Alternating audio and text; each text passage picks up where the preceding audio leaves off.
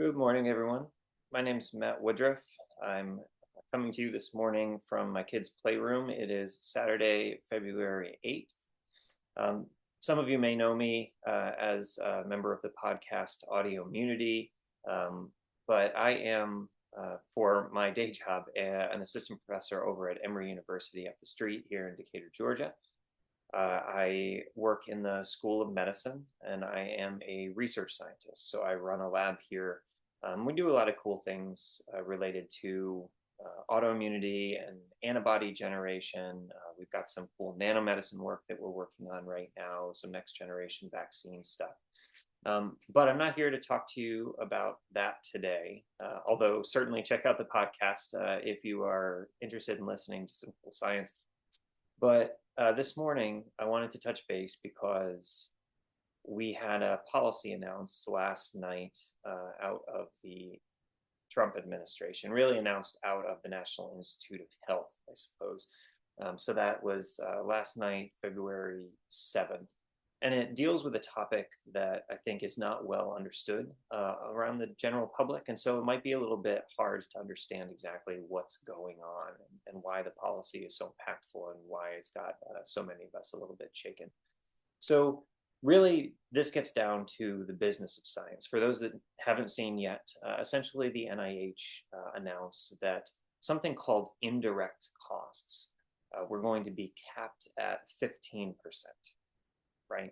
And I understand that that language is completely opaque. So let's walk through what that actually means.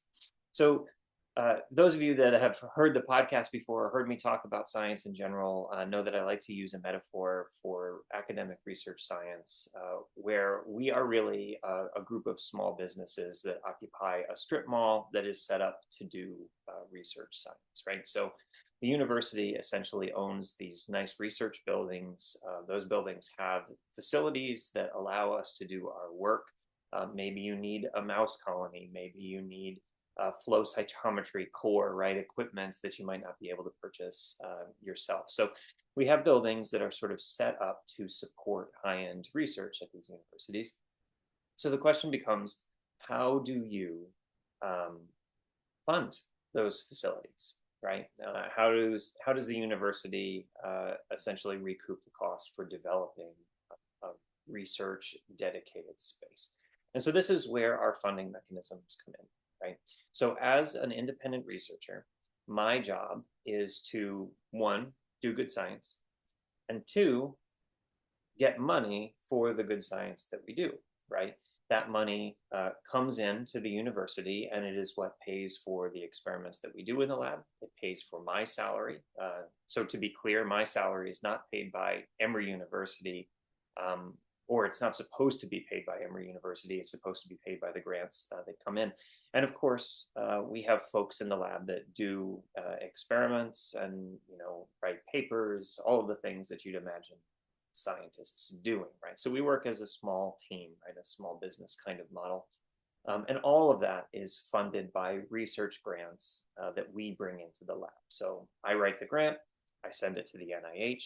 The NIH says, okay, well, let's assemble a group of people capable of reviewing this, right? So these are my peers and colleagues, right? They review that grant, they decide whether it has merit. They weigh it against other grant applications coming in from around the country on similar topics, and they fund or don't fund based on the perceived merit of that application.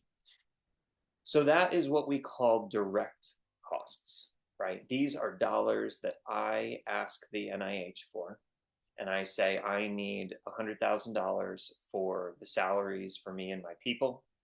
I need $200,000 to run this set of experiments. Here's what we expect to see, right? Here's what we hope to test, all of those sorts of things, right? So these are direct requests that are needed in order to do the science that we intend to do. In addition to that, on a rolling basis, Health and Human Services, and I think it's just Health and Human Services, I might have this not completely correct, but Health and Human Services, which is sort of the large umbrella, right? Health and Human Services covers Medicare, Medicaid, the National Institute of Health, I think National Science Foundation, niche institutions like ARPA-H, right? Like a whole bunch of the services around biomedical support, health support, all of these things, all falls under health and human services. And this is the position that RFK Jr. is currently being considered for, to run that entire umbrella organization. So basically, every, I think, 5 years or so, let's say 5 years, Health and Human Services sits down with Emory University or Harvard University or Yale University or Brown University, right? And they talk to each other, and basically the university conveys to Health and Human Services the cost required to run the facilities that support the research, right? Because the NIH has an invested interest in making sure that research is supported with these grants, and those grants can't do that if there are no facilities for these labs to occupy under. So basically, there's an exchange of information between Health and Human Services and these universities, and at some point, they come upon a number, right? And it's a percentage. And that percentage is essentially the percentage of the grant that's being asked for that's going to go to the university in order to keep that research moving forward. Now, this is a good faith effort, and not something certainly that someone like me would ever be involved with, right? This is a much higher pay grade. This is at the level of university administration, but everything that comes out of the NIH suggests that this is a pretty good faith effort. A lot of basic data is exchanged between the universities. And so what you end up with is a number, right? And that number then gets applied to all grant applications coming out of the university. So at Emory University, for example, at least in my umbrella within Emory University, that number is 48%, right? And what that means is that if I'm asking the NIH for $1 million, the government and Emory University have decided that it requires about $480,000 in order to support that work through the research infrastructure that they provide, right? So that's where that 48% comes from. It's that negotiated number. So I'm not asking for it as a researcher. Emory gets it, and that's used to support the research space that I occupy. So I've referred to this as indirects, indirect costs associated with the grant. Other people will talk about facilities and administration costs, F&A costs. And so essentially, the NIH is the lifeblood of scientists like me, right?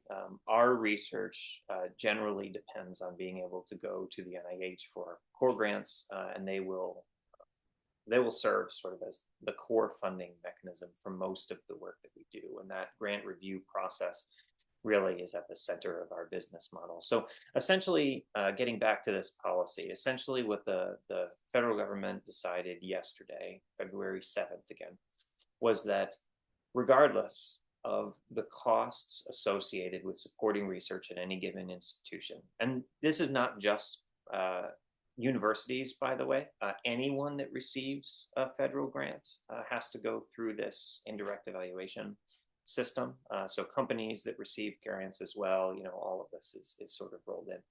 But instead of relying on the sort of good faith effort that the universities or recipients, grant recipients, sort of negotiate over how much it's actually going to cost to do the research, the NIH has announced that all grants will be subject to a 15% cap on indirect costs, which is substantially lower than any university, certainly that I've been a part of, and is substantially lower, I would argue, than probably any R1 research university. And when I say that, I just mean high-level research universities where huge numbers of grants dollars are coming in and supporting our biomedical infrastructure across the United States. So at the very least, I would expect that means that the number of dollars today, because this not only hits future grants, this hits all current grants, right? And these research universities are operating on budgets of hundreds of millions of dollars a year. So what that means today is that on February 8th, schools of medicine and biomedical research institutions across the country are looking at incoming budget from the federal government, which is probably their main funder at this point. This is how these research institutions are built, of about half to a third, maybe a quarter in some cases. I think Harvard's indirects are about 60%, maybe a quarter of what is expected immediately.